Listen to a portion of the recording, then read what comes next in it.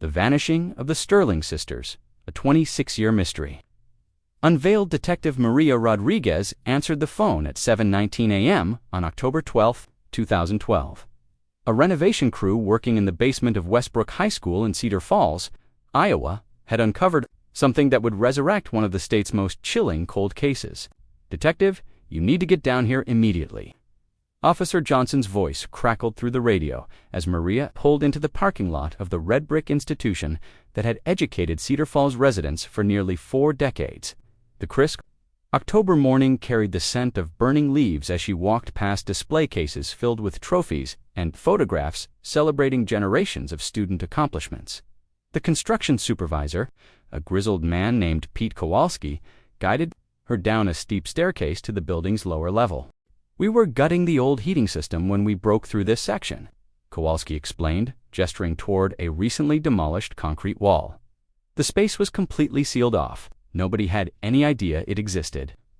Maria snapped on latex gloves and squeezed through the opening. Her flashlight revealed a cramped chamber, roughly 10 feet by 12 feet. The stale air reeked of decades-old decay. 3 folding chairs sat against the back wall, and personal belongings scattered across the concrete floor made her pulse quicken. A class ring engraved Westbrook High School, class of 1986, a purple journal with a tiny brass clasp, a letter jacket bearing the school's Falcon mascot, and, most disturbingly, 3 student identification cards displaying the faces of Emma, Ella, and Evelyn Sterling, the identical triplets who had disappeared without explanation. On May 27, 1986, just days before their high school graduation, "Seal this area immediately," Maria instructed Johnson. "Contact the crime scene unit and locate David Sterling. He's going to want to know about this discovery." David Sterling had been 12 years old when his 3 older sisters vanished. Now 38 and working as a financial advisor in the same Iowa town where he'd grown up. He had never stopped believing they might return someday. The original investigation had concluded that the girls had fled together, possibly to escape family pressures or pursue new lives in California, where they had frequently discussed moving after graduation. Maria found David at his office in Sterling, Financial Services on Main Street. The years had been physically kind to him, but she could see the weight of unresolved loss in his expression when she introduced herself. "Mr. Sterling, I need to discuss your sisters with you. We've made a significant discovery at the high school." David's coffee mug trembled in his hands. "What kind of discovery?" "We found a concealed room in the basement containing personal items belonging to Emma, Ella, and Evelyn. This fundamentally changes the nature of their case." The color drained from David's face. "You're telling me they never left Cedar Falls?" "That's what the evidence indicates." "I need to ask you about May 27, 1986, everything you remember about that day." David slumped in his chair, his voice barely above a whisper. "I've replayed that morning thousands of times." The girls left for school in Mom's green Honda Civic. Emma had calculus first period, Ella had advanced biology, and Evelyn had creative writing. They were supposed to come home by 3:30 to help with dinner preparations for Uncle Mike's birthday party that evening. When they hadn't returned by 6 o'clock, Dad called the school. The principal said they'd been present for morning classes, but teachers marked them absent after lunch. Their car was still in the student lot with the keys in the ignition. Maria took notes while David spoke. The original case file would contain this information, but she wanted to hear fresh details that might emerge after 26 years.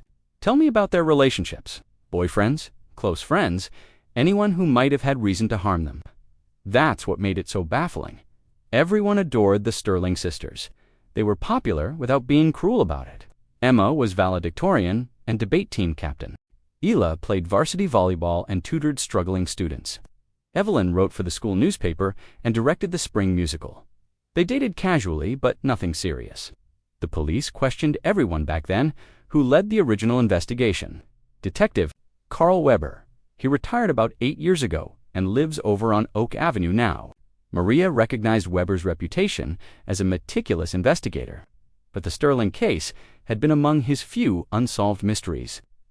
If Weber couldn't solve it with fresh evidence and witnesses, what had he overlooked?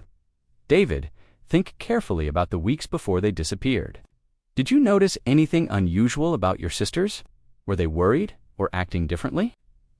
David stared out the window at downtown Cedar Falls, virtually unchanged since the 1980s. Actually, yes. About 10 days before they vanished, I overheard them having hushed conversations late at night. They usually talked openly about everything, but these discussions were different, secretive, urgent. I caught fragments about someone watching them, following them.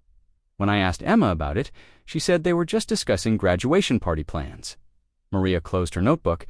I'll need you to provide a formal statement at the station today. David, I want you to know we're reopening this as an active homicide investigation. After 26 years, your family deserves answers. As Maria left the financial office, her mind raced through the implications. 3 accomplished teenage sisters don't simply vanish from school grounds without someone noticing. The hidden chamber suggested careful planning and premeditation. Someone had prepared that space specifically to imprison the Sterling triplets. Her next destination was the evidence storage facility to examine the original case file. Detective Weber had documented everything meticulously, but 26 years ago, investigative techniques were far more limited. No DNA analysis, no cell phone tracking, no social media footprints to follow. The investigation had depended primarily on witness interviews and physical evidence that led nowhere. The original file was thick with statements from classmates, teachers, and family members. The prevailing theory had been that the girls had eloped with boyfriends from neighboring towns. Several witnesses claimed to have seen them conversing with unfamiliar men in the school parking lot during the weeks preceding their disappearance. Those leads had died when police couldn't identify the mysterious strangers. Maria studied Weber's notes carefully. He'd been particularly focused on the girls' final confirmed activities. On May 27th, Emma Sterling had attended calculus class. Working on integration problems, Ella had completed an advanced biology lab on cellular mitosis. Evelyn had been editing articles for the final edition of the school newspaper. But after the lunch period, their movements became unclear. 1986 attendance system relied on paper forms with teachers manually recording absent students. Several afternoon instructors had marked the Sterling girls as absent. But, amid end-of-year chaos, no one had considered it significant enough to report immediately. The discovery of their belongings in that sealed room changed everything. Someone at Westbrook High School had been involved in their disappearance.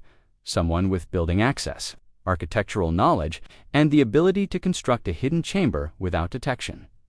Maria's phone buzzed with a message from the crime scene. Technician, additional items discovered. Your immediate presence required. She returned to the school where the forensics team had expanded their examination of the hidden room. Evidence sheets displayed additional items that painted a horrifying picture. Cut rope lengths, discarded. Plastic restraints, empty water containers bearing the girls' fingerprints. And most chilling of all, desperate scratch marks on the walls, indicating frantic escape attempts. Detective Rodriguez, the crime scene photographer, approached with his camera. You need to examine this. He led her to the chamber's rear wall, where his flash illuminated markings, invisible under standard lighting. Carved into the concrete were 3 sets of initials, ESES and ES Emma, Ella and Evelyn Sterling. Beneath them, barely legible, were 2 words that made Maria's blood freeze. Mr. Patterson. The name meant nothing to her initially, but it was a crucial lead. After 26 years of silence, the Sterling triplets were finally ready to reveal their story. Maria spent the remainder of that day pulling every record related to Westbrook High School staff from 1986. The name Patterson appeared on faculty rosters as Jonathan Patterson, a 36-year-old social studies teacher hired in 1984, 2 years before the girls disappeared, according to personnel files. Patterson had taught American history and civics to upperclassmen. Administrative evaluations described him as dedicated and popular with students. More intriguingly, his employment history before Westbrook contained significant gaps. Patterson claimed previous teaching experience in Ohio and Michigan. But when Maria contacted those school districts, personnel departments had no records of a Jonathan Patterson matching his description during the claimed employment periods. His references led to disconnected phone numbers and undeliverable addresses.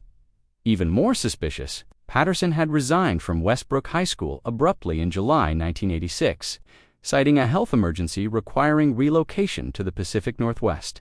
He'd provided no forwarding address and hadn't requested reference letters for future employment. Maria's next call was to retired detective Carl Weber. The former investigator sounded stunned by the basement discovery but agreed to meet at the station that evening to review his case notes. Carl Weber arrived at 6:15 p.m., carrying a weathered briefcase and walking with a slight limp attributable to his 75 years. His handshake remained firm, his eyes sharp, despite his age. "I've thought about those Sterling girls at least once weekly for the past 26 years, Weber began, settling across from Maria's desk. Never made sense that 3 responsible, family-oriented kids would disappear without contacting anyone. Tell me about the original investigation. What leads did you pursue?" Weber opened his briefcase and extracted a personal copy of his notes, handwritten, observations absent from the official file. "We examined everyone with school building access, maintenance staff, teachers, administrators, coaches. Most had solid alibis for May 27th afternoon. What about Jonathan Patterson?" Weber's expression sharpened. "Interesting you should ask? Patterson was among the few we couldn't definitively account for that afternoon. He claimed to be in his classroom preparing final exams, but no one could confirm it. During questioning, he seemed nervous, sweating excessively, avoiding eye contact. Did you run a background check? As thorough as 1986 technology allowed. His references appeared legitimate then, though I remember thinking his employment history seemed unusually brief for someone his age. But we had no evidence connecting him to the girls." Maria showed Weber the crime scene photographs from the hidden chamber, including the carved message with Patterson's name. The veteran detective studied them intently, his jaw tightening as he absorbed the implications. "This changes everything," he said finally. "Those girls were held captive in that room probably for days before he didn't complete the sentence. Before. What happened to them? That's what we need to determine. But first, we need to locate Jonathan Patterson. If he's still alive, he has answers to provide." Maria had already initiated that process. A nationwide database search revealed several Jonathan Pattersons of approximately the right age, but identifying their suspect would require time. Meanwhile, she wanted to re-interview people who had known Patterson in 1986. The following morning, she visited Eleanor Hartwell, Westbrook High's principal during the disappearance period, now retired and living in a modest bungalow on Cedar Falls outskirts. Hartwell welcomed Maria with fresh coffee and homemade banana bread. "I remember Mr. Patterson quite clearly," she said, settling into her living room armchair. "He was an outstanding educator, very engaging with students. When he resigned so suddenly, I was sorry to lose him." "Did he provide details about his health emergency?" He said his father had suffered a stroke in Oregon and required full-time care. "I didn't question it. He seemed genuinely upset. In hindsight, perhaps I should have been more thorough about verifying his story." Maria showed Hartwell a photograph of Patterson from the school yearbook, a lean man with dark hair, wearing wire-rimmed glasses and a reserved smile. "Did you ever notice anything inappropriate about his student interactions?" Hartwell was quiet. Momentarily, there was one incident about 8 months before he left. A parent complained that Mr. Patterson had offered their daughter private tutoring sessions at his apartment. The mother felt it was inappropriate for a male teacher to be alone with a 17-year-old girl. "How did you handle it?" I discussed professional boundaries with Mr. Patterson. He apologized and said he'd been trying to help, a struggling student, but understood the parents' concerns. He agreed to provide extra help only during school hours in his classroom. "Do you remember which student?" "I believe it was Lisa Martinez. She was a senior that year." Maria noted to locate Lisa Martinez and interview her about her interactions. With Patterson, she also wanted to know if Patterson had offered similar tutoring to other students, possibly including the Sterling Triplets. Her next stop was Westbrook High's current principal, Dr. Jennifer Hayes, who had agreed to help locate students and staff from the 1986 school year. Hayes provided contact information for classmates of the Sterling girls who still lived in the area. The first person she interviewed was Michael Chen, who had been Emma Sterling's boyfriend during their senior year. Emma was incredible. Told Maria over lunch at Cedar Falls' main cafe. Brilliant, compassionate, always thinking about others. We were planning to attend prom together, then try long-distance dating when we went to different colleges. Did she ever mention Mr. Patterson? Any problems with him or his classes? Michael's expression darkened. Actually, yes. About 6 weeks before she disappeared, Emma said something strange about Patterson.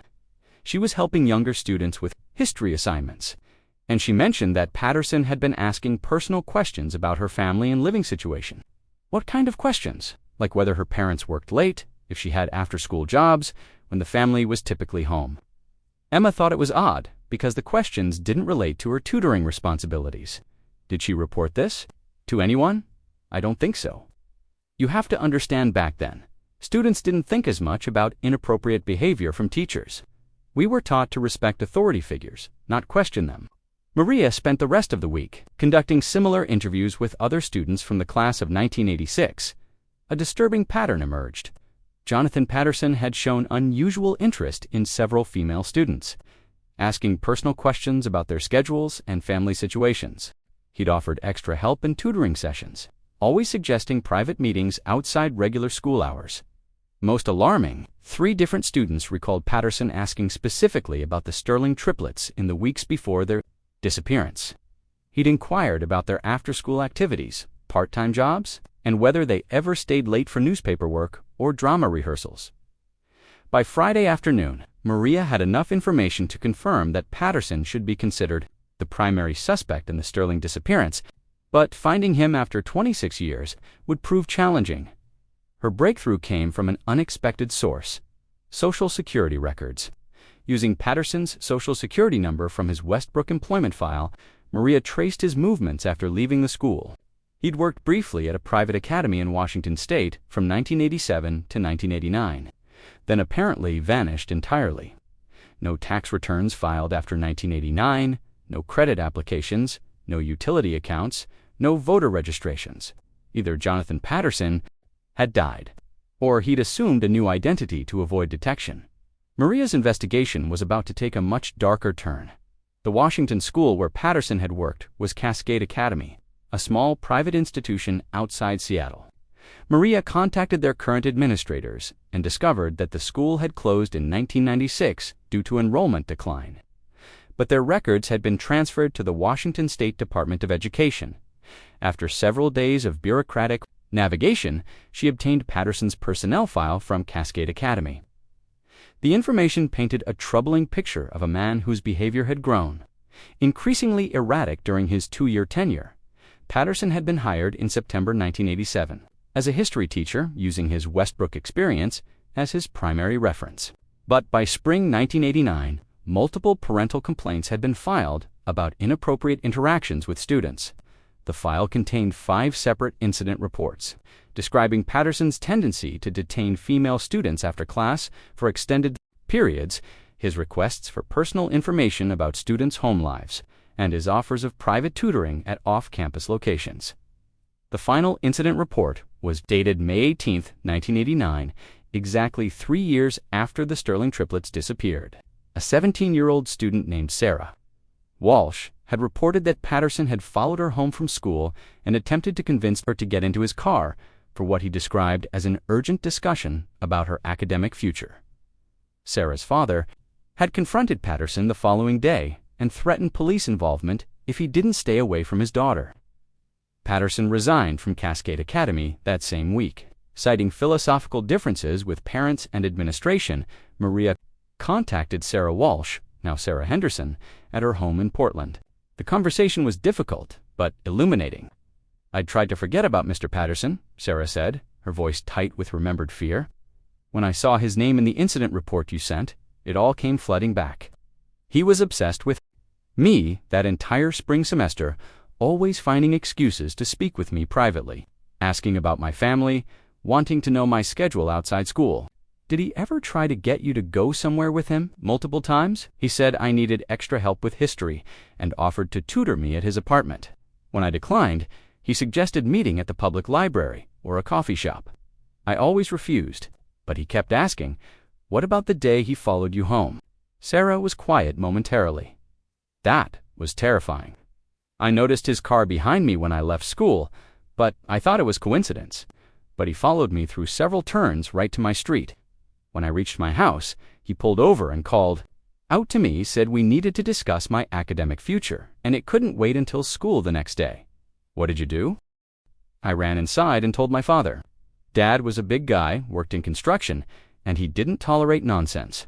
Did you ever see Patterson again after that? No, thank God, but I heard from other students that he'd been bothering other girls too. There was talk that the administration was going to fire him, but then he quit before they could. Maria thanked Sarah for her courage in discussing the traumatic memories and promised to keep her informed about the investigation's progress. The pattern was becoming clear. Patterson was a predator who targeted teenage girls, studied their routines, and looked for opportunities to isolate them. Her next step was tracing Patterson's movements after leaving Washington. This required assistance from FBI databases and interstate law enforcement networks. Detective Maria Rodriguez had built relationships with investigators across the country during her 14-year career, and she began making calls. The breakthrough came from Detective Lisa Martinez in Phoenix, Arizona. Martinez had been working cold cases for the past 7 years and recognized Patterson's name from a missing persons case that had haunted her department. 3 teenage girls from different high schools disappeared over an 8-month period. They were all honor students, all involved in after-school activities that kept them at school late. What happened to the investigation? We never found the girls or identified a suspect, but we had a person of interest, a substitute social. The studies teacher who had worked at all 3 schools, Gerald Brooks. But Detective Rodriguez, when you described Jonathan Patterson's physical appearance and background, it matched Brooks perfectly. Same height, same build, same teaching specialty. Maria felt her pulse accelerate. Do you have a photograph of Gerald Brooks? I can scan it and email it within the hour. If it's the same man, we need to coordinate our investigations immediately. The photograph arrived 43 minutes later, and Maria's suspicions were confirmed. Despite a different hairstyle and the absence of wire-rimmed glasses, Gerald Brooks was clearly the same man as Jonathan Patterson. The facial structure, nose shape, mouth formation, all identical. Martinez faxed the complete case file for the 3 missing Phoenix girls, Rosa Santos, 16, who disappeared in February 1991, Jennifer Park, 17, who vanished in June 1991, and Christine Bell, 18, who was last seen in September 1991. All 3 had been honor students, involved in after-school activities. All 3 had mentioned receiving extra help from a substitute social studies teacher in the weeks before their disappearances. The timeline fit perfectly. Patterson had left Washington in May 1989 and apparently surfaced in Phoenix by early 1991. Using the name Gerald Brooks, when the investigation into the missing girls intensified, he disappeared again. Detective Martinez, I think we're dealing with a serial predator who's been operating under multiple identities for decades. We need to find out where he went after Phoenix. Agreed. I'm going to contact the FBI's Behavioral Analysis Unit and request a profile. If this guy has been active for 30 years, there are probably other victims we don't know about yet. Maria spent the weekend reviewing everything she'd learned about Patterson's behavior patterns. He targeted teenage girls at schools where he worked, studied their routines, gained their trust through offers of academic help, then abducted them when opportunities arose. He was organized enough to plan hiding places and patient enough to observe his victims for weeks before striking. Most chilling, he'd been perfecting his methods for decades. Familiar with the building's layout and construction techniques, the Sterling Triplets might not have been his first victims. Maria received a call that would break the case wide open. Rodriguez, this is Tom Martinez from Cedar Falls. Yes, what did you find? We've got work orders from March 1986, about 2 months before those girls disappeared. Someone requested modifications to the basement area of the school, wanted to install additional storage space and update some electrical connections. Who requested the work? According to the paperwork, it was authorized by the school's social studies department head. But here's the interesting part. The actual work was done by a private contractor, not our regular maintenance crew. The contractor's name was J. Patterson Construction. Maria felt the pieces clicking into place. Jonathan Patterson hadn't just been a teacher at Westbrook High School. He'd also positioned himself as a handyman and contractor, giving him legitimate access to modify the building structure without arousing suspicion.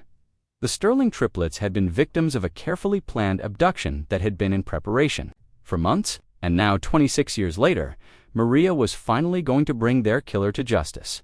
Maria's investigation took a disturbing turn when she discovered that Jonathan Patterson hadn't been working alone. A review of financial records from 1986 revealed that J. Patterson Construction had been a partnership, not a sole proprietorship. The business license filed with the state of Iowa listed two partners, Jonathan Patterson and Vincent Harper. Had been the school's head custodian for 11 years when the Sterling triplets disappeared, giving him intimate knowledge of the building's layout and access to all areas of the facility.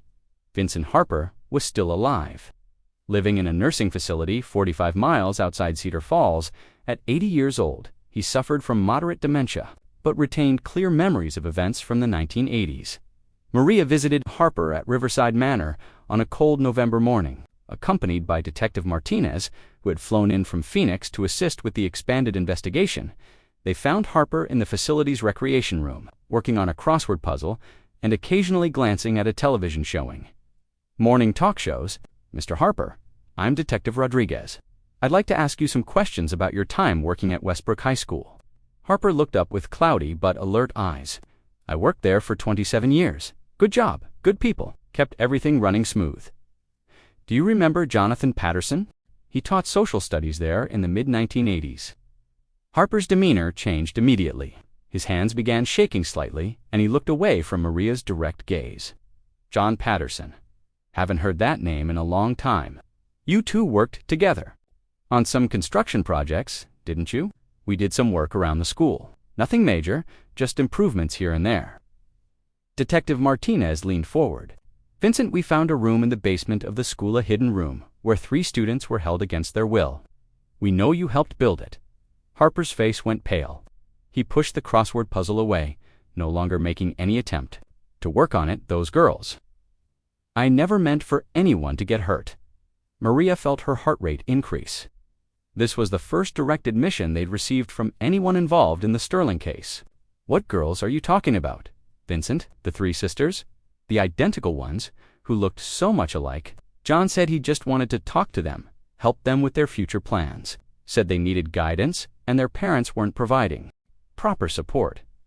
"But that's not what happened, is it?" Harper shook his head slowly.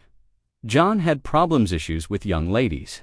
He'd watch them, follow them, learn everything about their routines. When he found out the Sterling girls were planning to leave town for college, he said we needed to help them stay." "Help them how?"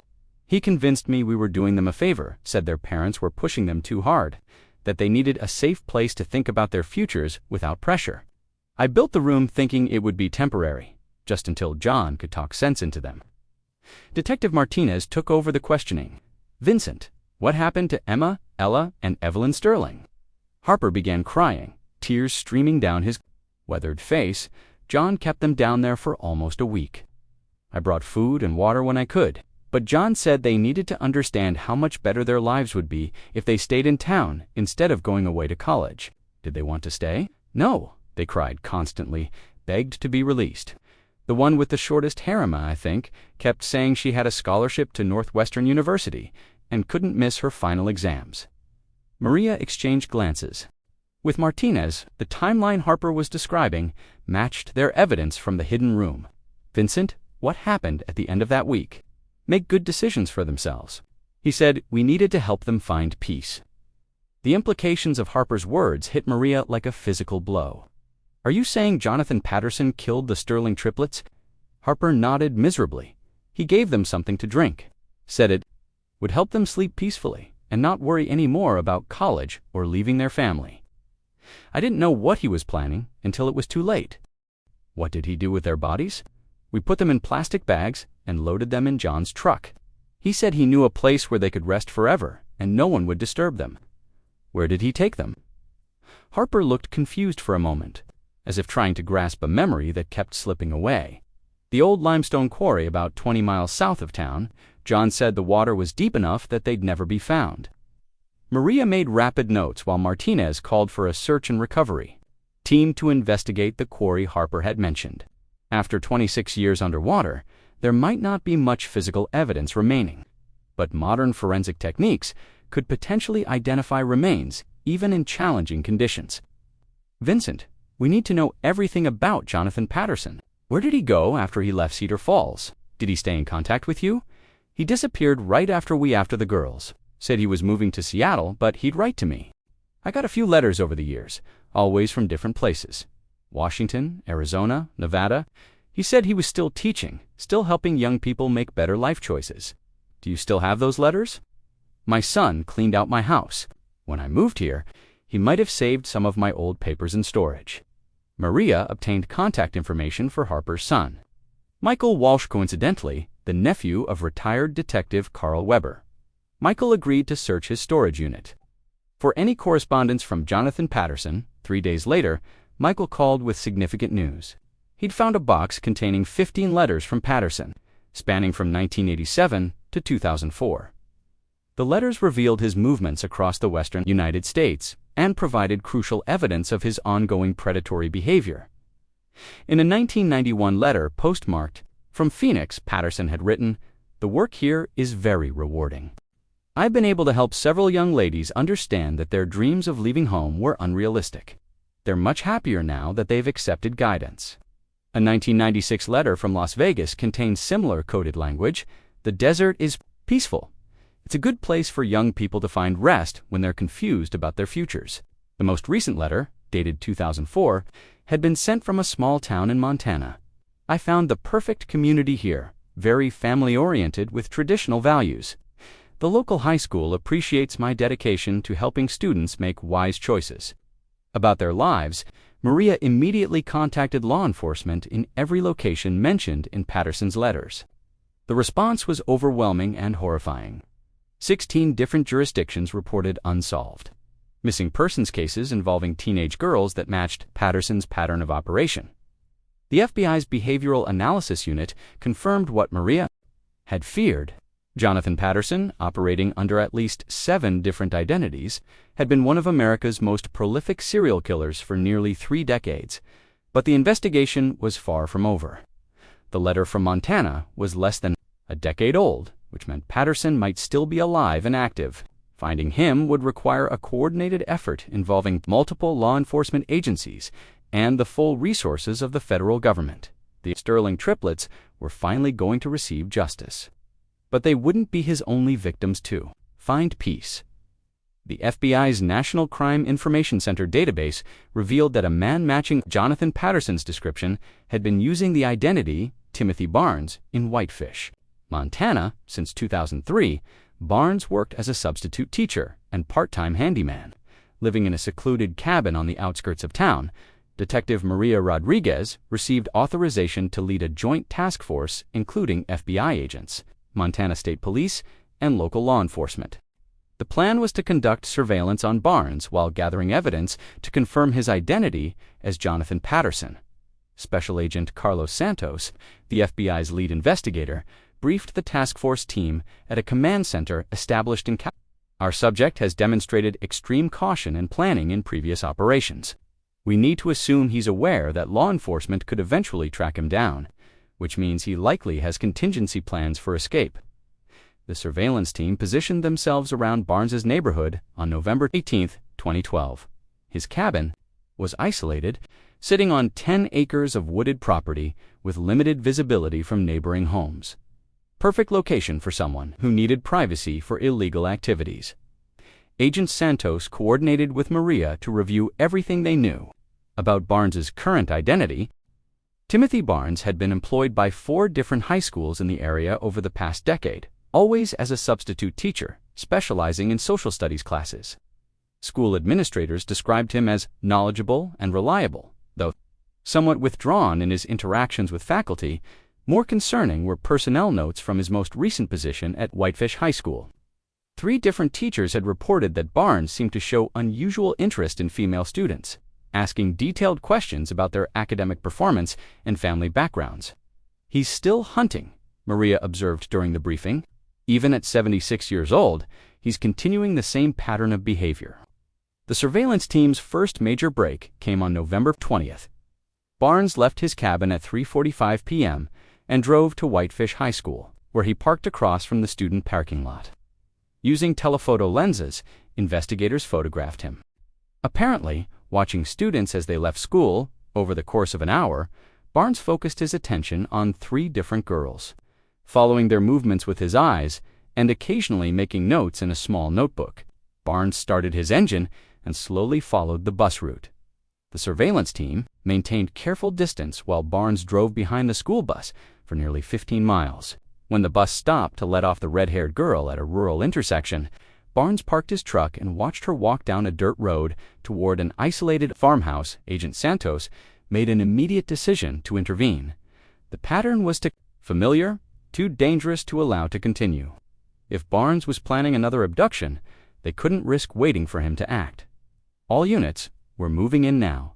Subject appears to be in the preliminary stages of targeting a potential victim.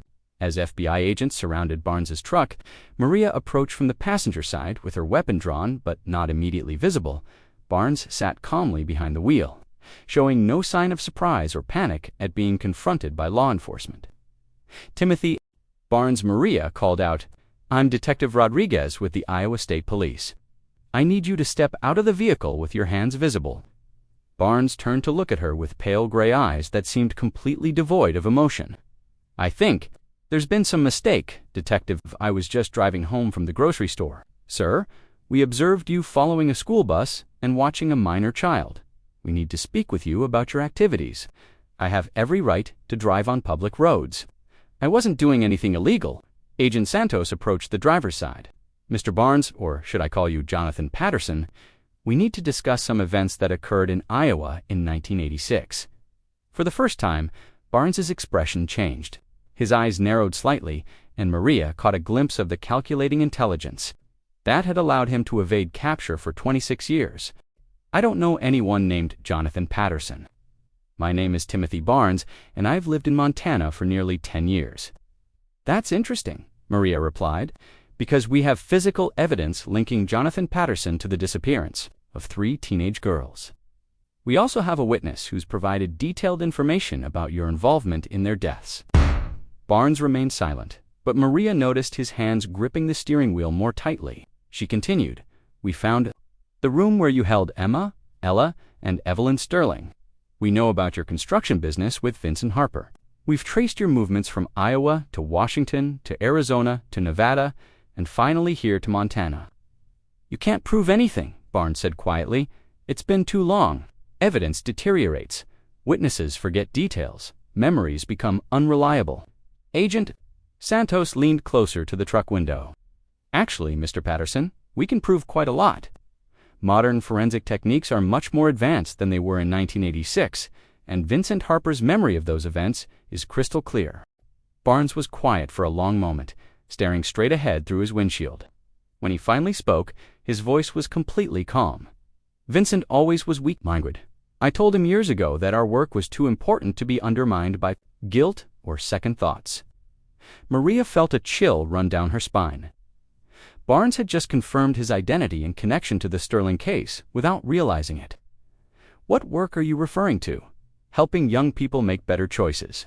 Too many teenagers have unrealistic dreams about leaving their communities, abandoning their families, pursuing selfish goals. Someone needs to guide them toward more appropriate decisions." "Is that what you were doing with Emma, Ella, and Evelyn Sterling, guiding them?" Barnes turned to look directly at Maria. Those 3 girls were planning to scatter across the country. For college, they would have lost touch with their family, forgotten their roots, become strangers to everyone who loved them. I helped them avoid that mistake by murdering them. By helping them find peace, they're still in Cedar Falls, still part of their community. Their family can visit them whenever they want." The casual way Barnes discussed the murder of 3 innocent teenagers made Maria's stomach turn. Forced herself to remain professional, knowing that everything he said was being recorded and could be used in court. "Mr. Barnes, you're under arrest for the murders of Emma, Ella, and Evelyn Sterling. You have the right to remain silent. ... Maria read Barnes's Miranda rights. Agent Santos coordinated with Montana State Police to search his cabin and property. What they found there would reveal the full scope of his crimes and provide closure for families across the country who had been wondering about their missing daughters for decades. The hunt for Jonathan Patterson was finally over. But the investigation into his crimes was just beginning. The search warrant for Timothy Barnes's property revealed a meticulously organized archive of his 3-decade killing spree. FBI agents discovered a fireproof safe in his cabin's basement containing detailed files on 51 different teenage girls, including the Sterling Triplets. Each file contained photographs, personal information, school schedules, family details, and handwritten notes tracking the girls' daily routines. The level of detail was staggering. Barnes had documented everything from their favorite restaurants to their part-time job schedules to the routes they took walking home from school. Special Agent Santos called Maria into the makeshift command center that had been established in Barnes's living room. "Detective Rodriguez, you need to see this." The file marked Sterling, Emma, Ella, Evelyn, Cedar Falls, Iowa. 1986 was 4 inches thick and contained materials that made Maria's hands shake as she reviewed them. Barnes had been stalking the triplets for months before their disappearance, taking photographs of them from a distance, mapping their movements, and identifying the optimal time and location for abduction. Most disturbing were the handwritten notes in Barnes's precise script. S1 Emma remains defiant about Northwestern University plans. Continues to discuss leaving family behind for selfish academic pursuits. S2 Ella shows similar resistance to guidance. S3 Evelyn appears more amenable to correction, but influenced by sister's poor attitudes. All 3 require extended counseling session to understand benefits of remaining in community. The files revealed that Barnes had been operating with a level of premeditation that exceeded anything the task force had imagined. He'd spent years in each location carefully selecting victims, planning abduction sites, and preparing disposal methods before taking action. Agent Santos opened another file marked Current Projects. Whitefish, Montana, 2012.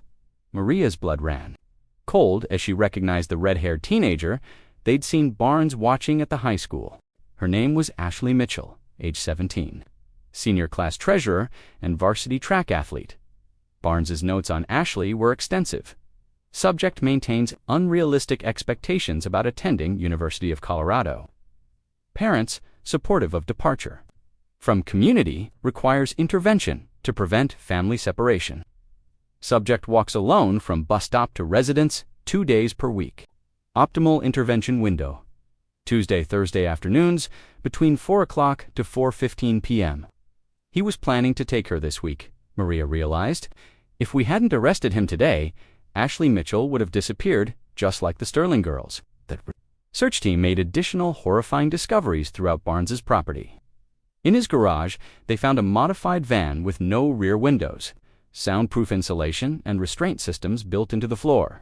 The vehicle's registration showed it had been purchased in 2011, suggesting Barnes had been actively preparing for future abductions.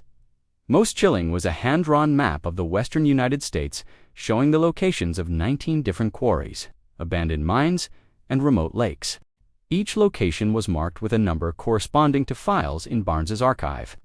The Sterling Triplets were marked as location for a limestone quarry in Iowa that search teams had already begun to investigate.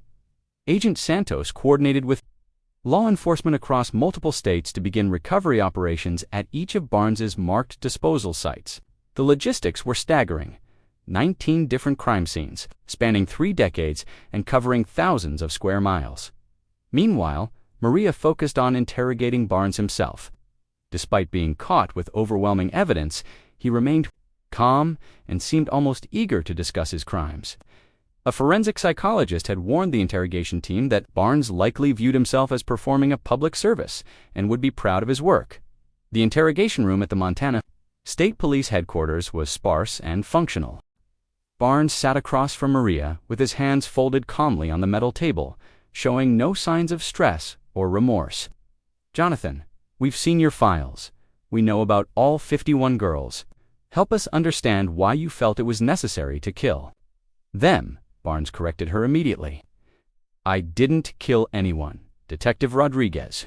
I helped confused young women find peace when they couldn't make appropriate decisions about their futures, by preventing them from making mistakes that would have destroyed their families and communities. These girls were planning to abandon everyone who loved them, pursue selfish dreams that would have left them isolated and unhappy."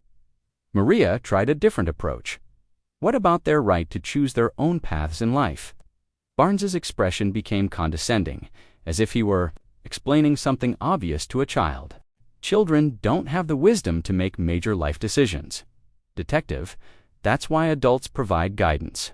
I was simply providing more definitive guidance than their parents were capable of. So you decided these girls should die rather than go to college. I decided they should find peace rather than spend their lives regretting selfish choices. Every one of those girls is now permanently connected to their home community. Their families can visit them whenever they choose, and they'll never experience the pain of broken dreams or failed relationships. The twisted logic behind Barnes's justifications was more disturbing than simple sadistic violence would have been. He genuinely believed he'd been helping his victims by murdering them. Maria spent 6 hours in the interrogation room, gradually extracting details about Barnes's methodology and timeline. His first victims had been in Ohio in 1982, for years before the Sterling Triplets. He'd been killing for 30 years. Always targeting teenage girls who planned to leave their communities for college or career opportunities. The breakthrough moment came when Maria asked about Vincent Harper's level of involvement. Barnes's calm demeanor cracked slightly, revealing anger beneath the surface. Vincent lost his nerve after the Sterling sisters. He wasn't strong enough to continue the work. I had to operate alone after Iowa, which made everything more difficult. So Vincent only helped you with the triplets. Vincent helped with the initial setup and disposal, but he became emotional about the process, started talking about guilt and consequences. I realized he was a liability and ended our partnership. You kill Vincent Harper. Barnes smiled coldly. Vincent was weak, but he wasn't planning to leave his community. He didn't require intervention.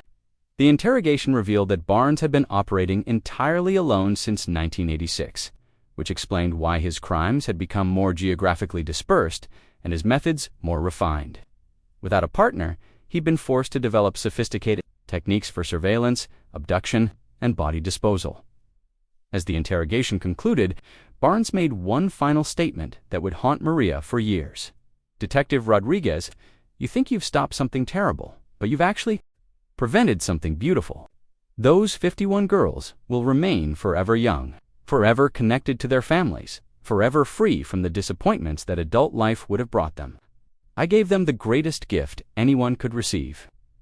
Maria left the interrogation room knowing that Jonathan Patterson would spend the rest of his life in prison, but also knowing that his victims would never truly receive justice. Nothing could bring back the Sterling Triplets or the 48 other girls whose lives he'd stolen in the name of his twisted philosophy. The investigation was entering its final phase, but the most difficult part still lay ahead, informing the families of his victims and helping communities begin the healing process. While FBI agents continued processing evidence from Barnes's property, Maria received an urgent call that changed the investigation's trajectory entirely. Dr. Patricia Williams, a forensic psychologist who had been evaluating Barnes, believed he was withholding critical information about additional victims. Detective Rodriguez, during my sessions with Barnes, he's made several references to special projects that aren't documented in his files. I believe there may be other victims, possibly ones he's keeping alive. Maria felt her stomach drop. What makes you think that? He's mentioned ongoing guidance sessions and students who are still learning. When I pressed him for details, he became evasive but suggested that some of his work requires longer-term intervention. The possibility that Barnes had victims still alive, potentially being held captive somewhere, transformed the investigation into a rescue operation. Agent Santos immediately assembled a new task force focused on identifying any properties or locations where Barnes might be keeping prisoners. The search of Barnes's financial records revealed several concerning transactions. Over the past 7 years, he'd been making monthly payments to a property management company in rural Nevada. For what was listed as storage facility rental, the payments were always made in cash, and the property wasn't mentioned in any of his personal files. Agent Santos contacted Nevada State Police to investigate the storage facility immediately. Located in a remote desert area 50 miles outside Las Vegas, the facility consisted of 14 large storage units that were rarely visited by law enforcement or local residents. Meanwhile, Maria continued interrogating Barnes now, with the specific goal of locating any living victims. His demeanor had changed since Dr. Williams' evaluation. He seemed to realize that investigators suspected he was hiding something. "Jonathan, we know about the Nevada storage facility. We're going to search it whether you cooperate or not. If there are people there who need medical attention, telling us now could save their lives." Barnes remained silent for several minutes, staring at the table with an expression Maria couldn't read. When he finally spoke, his voice was different, less controlled, more agitated. Some students require extended counseling before they're ready to accept guidance. The traditional methods weren't sufficient for particularly stubborn cases. "What do you mean by extended counseling?" "Prolonged isolation allows for more thorough consideration of life choices. Some young women need months or even years to understand the benefits of remaining connected to their communities." Maria's blood ran cold. Barnes was confirming that he'd been holding victims prisoner for extended periods. "How many people are at the Nevada facility?" "The current class consists of 5 students. They've been receiving intensive guidance for various periods, depending on their individual needs and progress." "How long have they been there?" Barnes consulted a small notebook he'd been allowed to keep in his cell. "The newest student arrived 10 months ago. The most senior has been attending counseling sessions for nearly 4 years. Maria immediately called Agent Santos with the information.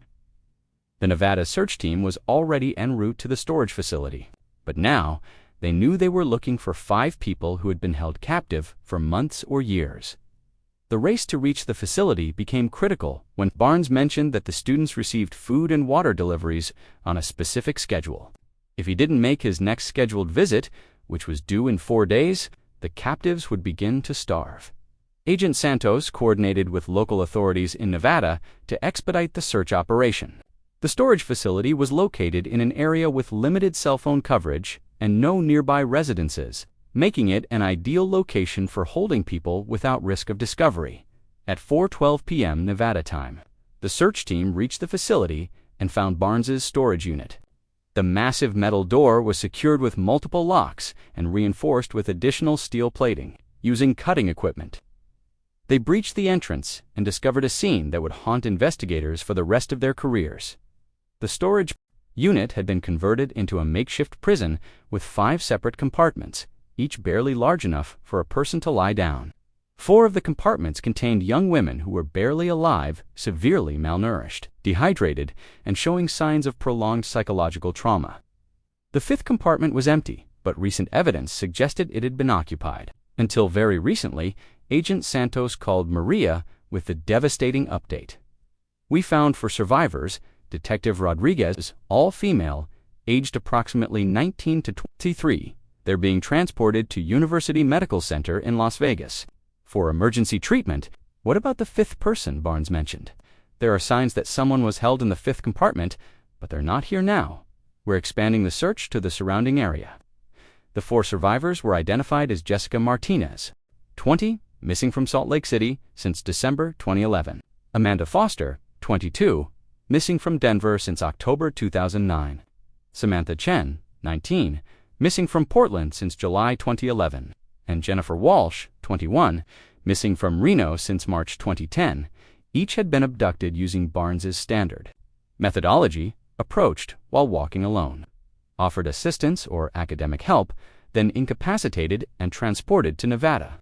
They'd been held in the storage facility for months or years, given minimal food and water, and subjected to Barnes's twisted counseling sessions about the benefits of never leaving their home communities. The search for the 5th victim expanded across miles of desert terrain surrounding the storage facility. Canine units were brought in to search for human scent, while aerial surveillance teams scanned the area from helicopters. At dawn on the 3rd day of searching, a helicopter crew spotted movement near an abandoned mineshaft 8 miles from the storage facility. Ground teams rushed to the location and found Rachel Walsh, 2, who had been missing from Spokane for nearly 4 years. Rachel had managed to escape from the storage facility 3 days earlier by picking the lock on her compartment using a piece of metal she'd worked loose from the wall over months of patient effort. Severely weakened by years of captivity, she'd been unable to walk far and had taken shelter in the mineshaft. While trying to reach the main road, all 5 survivors were hospitalized in critical condition but were expected to recover physically. The psychological trauma would require years of therapy. but they were alive, something their families had stopped hoping for long ago. Maria flew to Las Vegas to interview the survivors as soon as doctors cleared them for questioning. Their accounts of Barnes's behavior during captivity provided crucial evidence for the prosecution and revealed additional details about his methods. "He visited us every few days," Rachel Walsh explained from her hospital bed. "He'd bring food and water, but only if we listened to his lectures about why leaving home was a mistake. If we argued with him or refused to participate in his counseling sessions, we didn't get fed." The systematic psychological torture Barnes had inflicted on his captives was designed to break their will and force them to accept his twisted philosophy. Several survivors reported that he'd shown them news articles about their missing persons cases, telling them their families had already moved on and didn't want them to return, as Maria prepared to return to Iowa to continue building the case against Barnes. She reflected on the scope of his crimes. 51 confirmed murders spanning 3 decades, 5 kidnapping victims held for years, and dozens of families whose lives had been destroyed by his actions. The Sterling triplets were finally going to receive justice, but the price paid by Barnes's other victims had been almost unimaginable. Back in Montana, Jonathan Patterson had been transferred to a maximum security facility while awaiting trial. Maria returned to continue her interrogations, now armed with testimony from the 5 survivors and evidence from all of Barnes's crime scenes. The strategy was to confront Barnes with irrefutable proof of his crimes and force a complete confession. That would provide closure for all victim families. Dr. Patricia Williams had advised that Barnes's psychological profile suggested he would be proud of his accomplishments and willing to discuss them in detail once he realized denial was pointless. Maria entered the interrogation room with boxers of evidence files, crime scene photographs, and victim testimonies. Barnes sat calmly in his orange jumpsuit, showing the same emotionless demeanor he'd maintained throughout his arrest and initial questioning. "Jonathan, I've just returned from Las Vegas, where I spoke with Jessica, Amanda, Samantha, Jennifer, and Rachel. They told me about the years they spent in your storage facility, about your counseling sessions, about the psychological torture you subjected them to." Barnes showed no reaction to the news that his captives had survived and been rescued. "I'm pleased to hear the students are safe. The extended counseling program was designed to help them overcome their resistance to appropriate life choices." Appropriate, according to whom?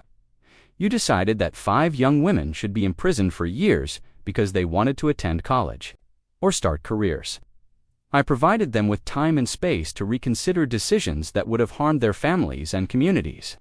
Traditional counseling methods weren't effective for particularly stubborn cases." Maria opened the first evidence box and spread crime scene photographs across the table. "Let's talk about your traditional methods, Jonathan. These are pictures from the quarry in Iowa where you disposed of the Sterling triplets' bodies." For the first time since his arrest, Barnes showed genuine emotion. He leaned forward to examine the photographs with what appeared to be pride.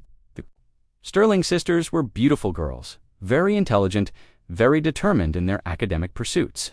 They required definitive intervention to prevent them from making irreversible mistakes. "Tell me exactly what happened to Emma, Ella, and Evelyn Sterling." Barnes settled back in his chair and began speaking with the calm tone of someone recounting a pleasant memory. The sisters had been under observation for several months. Their academic achievements and college acceptance letters indicated imminent departure from their community. Intervention became necessary. "How did you get them into the basement room?" Vincent Harper assisted with the initial contact. "During lunch period, I approached the girls in the hallway and told them there was an emergency involving their younger brother. David I said he'd been injured in the school workshop and needed immediate help." Maria felt sick hearing David Sterling's name used as part of Barnes's deception. "They followed you to the basement. They were very concerned about their brother's welfare. I led them to the storage area where Vincent was waiting. We explained that they were being provided with a safe space to reconsider their college plans." "Without external pressure, you mean you imprisoned them?" "We provided them with private counseling facilities where they could contemplate the consequences of abandoning their family and community. The room was comfortable. We'd furnished it with chairs, blankets, adequate lighting." Maria consulted her notes from the crime scene investigation. The scratches on the walls suggest they tried desperately to escape. Barnes's expression darkened slightly. The Sterling sisters were exceptionally stubborn. Even after days of counseling about the benefits of remaining in Cedar Falls, they continued to insist on leaving for college. Emma was particularly claimed her Northwestern scholarship was more important than her family obligations. So you decided to kill them? I determined that they were incapable of accepting guidance through traditional counseling methods.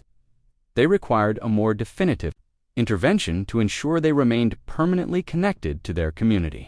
Maria forced herself to remain professional despite her revulsion at Barnes's clinical description of murdering 3 innocent teenagers. Walk me through exactly how you killed Emma, Ella, and Evelyn Sterling. Barnes closed his eyes as if visualizing the scene. After 7 days of unsuccessful counseling, I prepared a solution of sedatives dissolved in fruit juice. I explained to the sisters that they were being given a final opportunity to consider their options while in a relaxed state. They drank the poison voluntarily. They were thirsty and trusted that I was trying to help them. The sedatives took effect within minutes, allowing them to transition peacefully without distress or fear. Then you and Vincent Harper disposed of their bodies in the quarry. We transported them to a beautiful location where they could remain forever connected to their hometown. The quarry was peaceful, surrounded by trees and wildlife. Their families could visit whenever they wanted to feel close to the girls. Maria opened the second evidence box, which contained files from Barnes's other crimes across multiple states. Jonathan, we've identified 51 victims over 30 years. I want you to tell me about each one for the next 10 hours, with breaks only for meals and legal consultations. Barnes provided detailed confessions to every murder he'd committed since 1982. He spoke about each victim with the same calm pride, describing their counseling sessions and ultimate interventions as if he'd been performing a valuable public service. The confessions revealed the evolution of Barnes's methodology over 3 decades. Early victims, like the Sterling triplets, had been killed relatively quickly when they refused to abandon their college plans. Later victims were subjected to longer periods of psychological torture, sometimes lasting months before Barnes determined they were incorrigible and murdered them. The Nevada storage facility had represented Barnes's final innovation, a way to keep victims alive indefinitely while breaking their psychological resistance through prolonged isolation and indoctrination. If he hadn't been caught, Jessica, Amanda, Samantha, Jennifer, and Rachel might have spent years or even decades in captivity.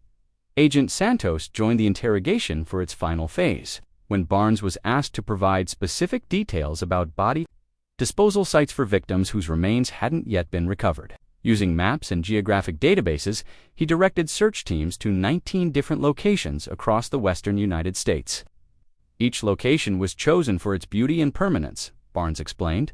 I wanted the girls to rest in places where their families could find peace, knowing their daughters were surrounded by natural beauty and would never be disturbed. By the end of the interrogation session, law enforcement agencies in 13 states had enough information to begin recovery operations for victims whose families had been wondering about their fate for decades.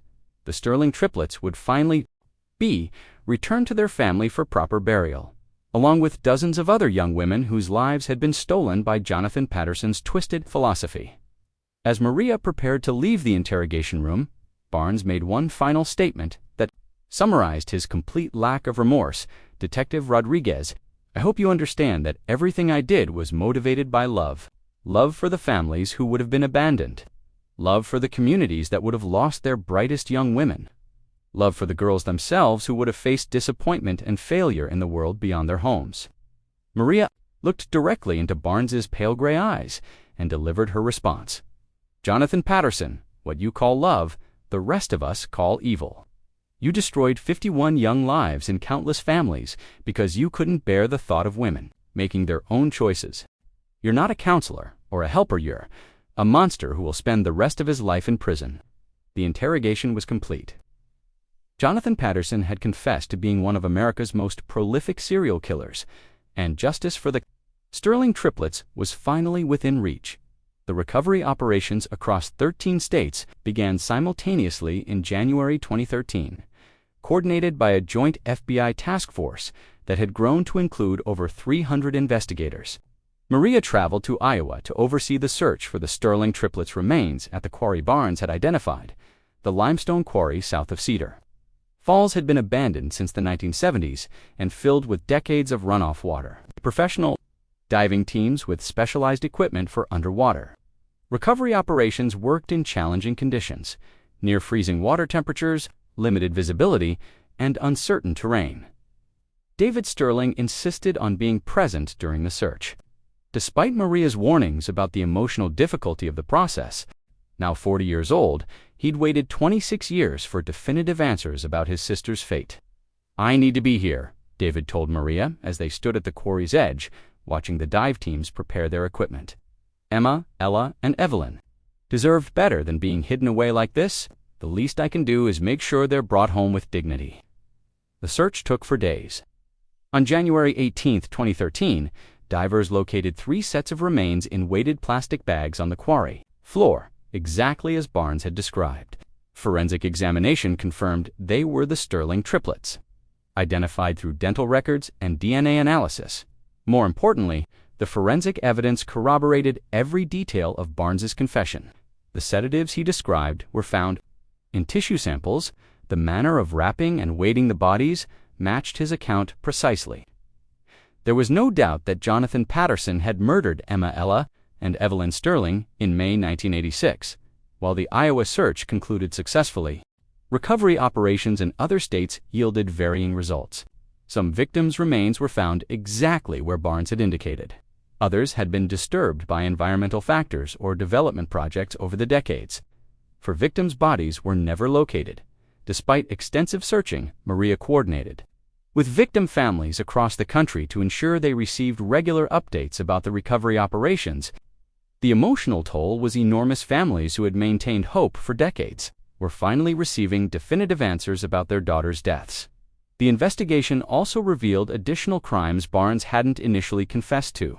Analysis of his travel records and financial transactions showed he'd been active in areas where other unsolved disappearances had occurred. By cross-referencing missing persons databases with Barnes's known locations, investigators identified additional probable victims. When confronted with this evidence, Barnes admitted to what he called minor interventions, cases where he'd abducted and murdered victims so quickly that he hadn't maintained detailed files on them. These spontaneous killings had occurred when Barnes encountered teenage girls who triggered his obsessive need to prevent them from leaving their communities. The total confirmed victim count reached 65 young women murdered between 1982 and 2012. Barnes became officially classified as one of the most prolific serial killers in American history, operating across multiple states for 30 years.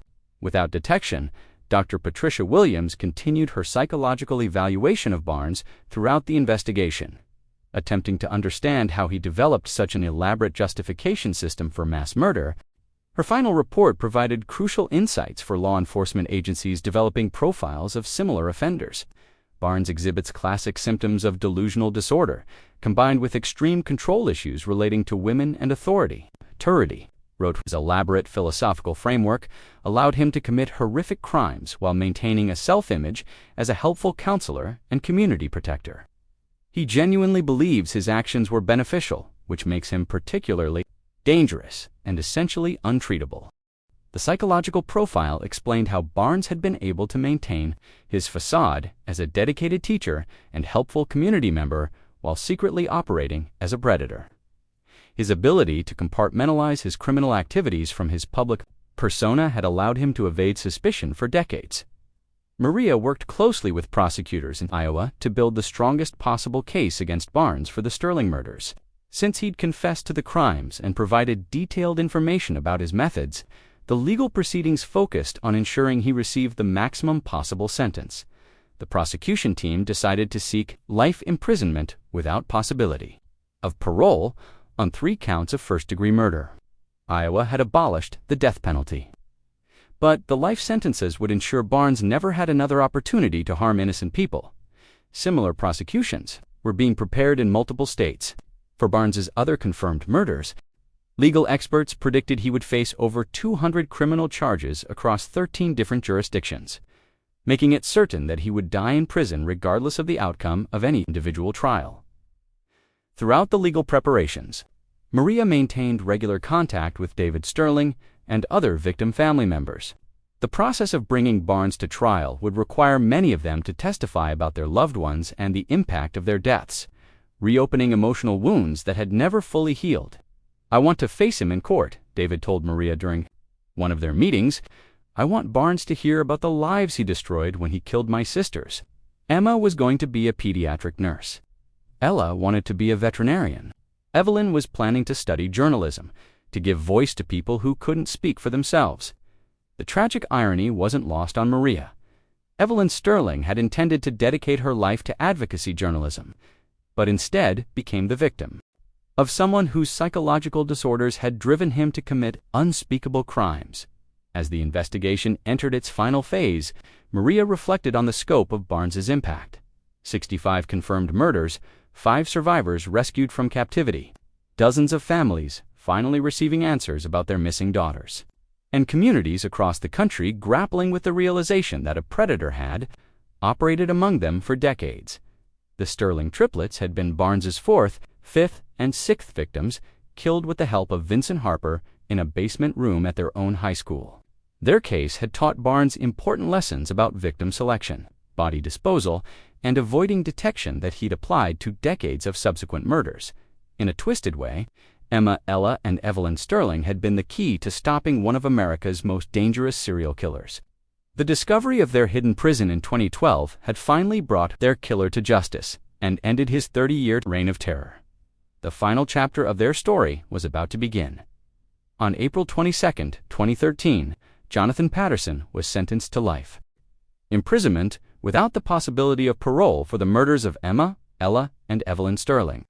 The trial had lasted for weeks and included testimony from David Sterling, former Detective Carl Weber, Vincent Harper's son Michael, and the 5 survivors rescued from the Nevada storage facility.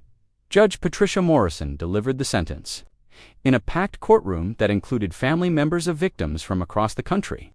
"Mr. Patterson, your crimes represent a level of evil that defies comprehension. You systematically targeted, tortured, and murdered dozens of innocent young women over 30 years. The sentences I'm imposing today ensure you will never again have the opportunity to harm another person." Barnes showed no emotion as the sentences were read. He'd been found guilty on all counts and received 3 consecutive life sentences, plus additional time for kidnapping, assault, and conspiracy charges. Similar convictions in other states added dozens of additional life sentences, making it mathematically impossible for him to ever be released from prison. David Sterling addressed the court during the victim impact portion of the sentencing hearing. Standing at the podium with photographs of his 3 sisters displayed nearby, he spoke directly to Barnes for the first and only time. "Jonathan Patterson, you stole my sisters from our family when I was just 12 years old. For 26 years, I wondered if Emma, Ella, and Evelyn were alive somewhere, if they'd chosen to leave us, if I'd done something wrong as their little brother. You took away my chance to grow up with them, to be part of their adult lives, to be an uncle to their children." David's voice remained steady despite the tears streaming down his face. "But you didn't just kill 3 people in 1986. You killed 65 young women who had dreams, families, futures ahead of them. Robbed dozens of families of decades of love, laughter, and memories. The damage you've caused can never be repaired." He paused to look directly at Barnes, who continued staring straight ahead without acknowledgement. "My sisters were going to make the world a better place. Emma wanted to be a nurse and help sick children. Ella planned to become a veterinarian and care for animals. Evelyn was studying journalism to give voice to people who needed advocates. Instead of contributing to society, they became your victims because you couldn't stand the thought of women making their own choices." David concluded his statement with a message that resonated throughout the courtroom today. Justice is finally being served. My sisters and all of your other victims can rest in peace, knowing you'll never hurt anyone else. Their memories will live on in the people who loved them, while you'll be forgotten as the monster you chose to become. Michael Walsh, Vincent Harper's son, also testified during the proceedings. His father had died of natural causes 6 months earlier, but his testimony provided crucial details about the construction of the hidden basement room. My father lived with guilt about what he did until the day he died, Michael said from the witness stand. He helped Patterson because he thought he was protecting those girls from making bad decisions. He was wrong, and he knew it. Nothing I can say will bring back the Sterling sisters or any of the other victims. But I want their families to know that my father regretted his actions every day for 27 years. The sentencing of Jonathan Patterson marked the official end of the criminal proceedings, but the healing process for victim families was just beginning. Maria worked with the FBI's Victim Services Division to ensure that all affected families received appropriate support and counseling resources. A memorial service for the Sterling triplets was held at Westbrook High School on May 27, 2013, exactly 27 years after their disappearance. The ceremony was attended by over 800 people, including classmates from the class of 1986, teachers who had known the girls, and law enforcement officers who had worked on their case. Principal Dr. Jennifer Hayes dedicated a memorial garden on the school grounds in honor of Emma, Ella, and Evelyn Sterling. 3 maple trees were planted, each with a plaque describing the girls' accomplishments and dreams. The garden also included a bench with an inscription reading, "In memory of all young people whose lives were cut short before their potential could be realized." David Sterling spoke at the memorial service, sharing memories of his sisters and thanking everyone who had never given up hope of finding the truth about their disappearance.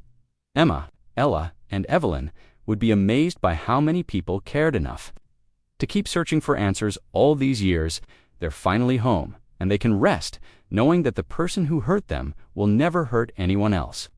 The Sterling case became a catalyst for changes in missing persons investigations and school security protocols. The hidden room in Westbrook High's basement led to comprehensive security reviews at schools nationwide, identifying potential vulnerabilities that could be exploited by predators. Detective Maria Rodriguez received commendations from the FBI and Iowa State Police for her work on the case. But for her, the real reward was seeing families like the Sterlings finally receive closure after decades of uncertainty. In interviews following the trial, Maria reflected on the investigation's impact. The Sterling triplets were victims of an incredibly sophisticated predator who had perfected his methods over 30 years. But they were also the key to stopping him.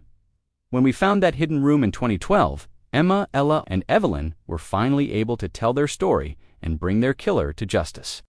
Jonathan Patterson currently serves his sentences at a maximum security federal penitentiary, where he spends 23 hours per day in solitary confinement. He has shown no remorse for his crimes and continues to maintain that his actions were justified. At 78 years old, he'll die in prison, forgotten by history, except as a cautionary tale about evil disguised as authority. The 5 survivors rescued from Patterson's Nevada storage facility have all recovered physically and are rebuilding their lives with ongoing therapeutic support. Jessica Martinez returned to college and became an advocate for missing persons' families. Amanda Foster works with law enforcement agencies to improve victim services. Samantha Chen became a counselor specializing in trauma recovery. Jennifer Walsh established a foundation, providing scholarships for young women pursuing higher education, fulfilling the dreams that Patterson had tried to destroy. Rachel Walsh works with the National Center for Missing and Exploited Children, helping other families navigate the nightmare of having a missing loved one. 65 families across 13 states were finally able to lay their daughters to rest with dignity. Memorial services, scholarship funds, and community gardens now honor the memories of young women whose lives were stolen by one man's twisted need for control. The Sterling triplets Emma, Ella, and Evelyn are buried together in Cedar Falls Cemetery under a granite monument that lists their academic achievements, personal interests, and the dates they should have graduated from college.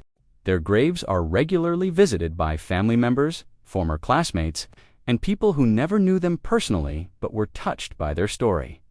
David Sterling, now in his 40s, has dedicated his life to supporting other families dealing with missing loved ones. He works with the National Center for Missing and Exploited Children and frequently speaks at law enforcement conferences about the importance of never giving up hope. My sister's case proves that the truth can emerge. Even after decades, David often tells audiences, Emma, Ella, and Evelyn waited 26 years to tell their story. But when they finally could, they helped save other lives and brought one of America's worst serial killers to justice. The legacy of the Sterling triplets extends far beyond their own tragic story.